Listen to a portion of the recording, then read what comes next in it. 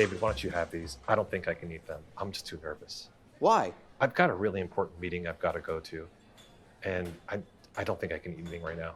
Really? Yeah, I've got to figure out if I'm going to have a job after all this. You're gonna get fired over some cannolis? Are you serious? No, it's not the cannolis. It's really just trying to figure out if I'm doing right by the business and making sure that I'm not spending money that I don't need to. That should be pretty simple to do, right? With observability, all you need to do is you need to get those golden signals down, latency, errors, saturation and traffic, your business transaction response times. Easy done, right? In theory, I'd say it's probably pretty easy, but when you're kind of trying to figure out if it's making sense for your business, if you're spending money on the right things, if you're actually learning anything valuable with what you're collecting, it does make it a lot harder. Oh, you're talking about FinOps. Ultimately, yeah, it comes down to you can trap everything and not get a single penny's worth of value out of it. And then if you're getting all the right things, how do you justify it to the people who actually have to pay the bills? I think, one thing that can really help is if you move your business through the maturity curve, right? You want to get to become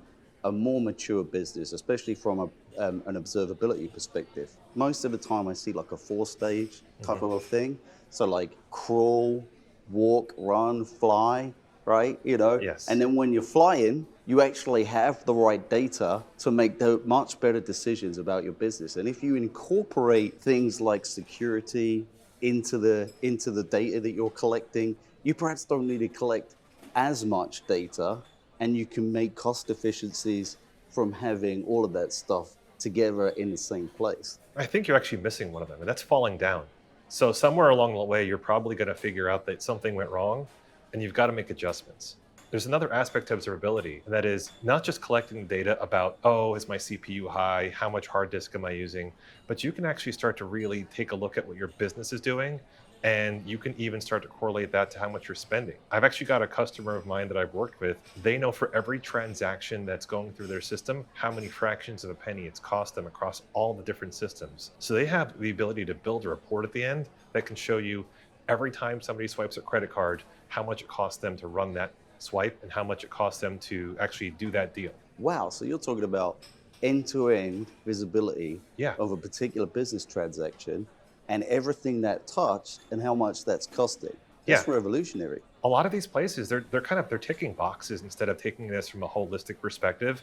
If you're doing observability because somebody tells you have to, you're probably not really thinking about it on that maturity curve that you mentioned earlier. That's that first step. Maybe you're kind of crawling and maybe you're kind of starting to stand up a little bit. But once you have that data collected, that's liquid gold. You can kind of figure out where you can take that information and put it to use to make the business value really apparent. We often get into our own niches and silos that we don't think about this. But when you take this to leadership and show them what you can actually do with that data, they're probably going to start looking at your budget and thinking about how they can increase it as opposed to how they can cut it.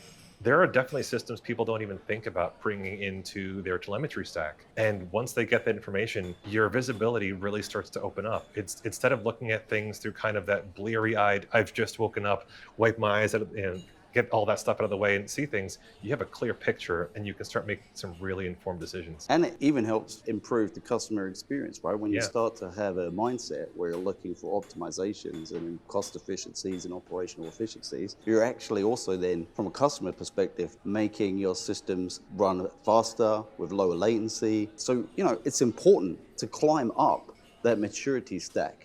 Getting to that level of fly. No, absolutely. And the other thing that I think a lot of companies and customers don't even think about is the reputational risks. If your customers start to feel like they can't justify the time they spend with you, you could lose those customers. So if you don't have visibility and you can't make these decisions on their behalf before they're the ones who let you know, that could make you a losing proposition for them and your competitors will start to come at you.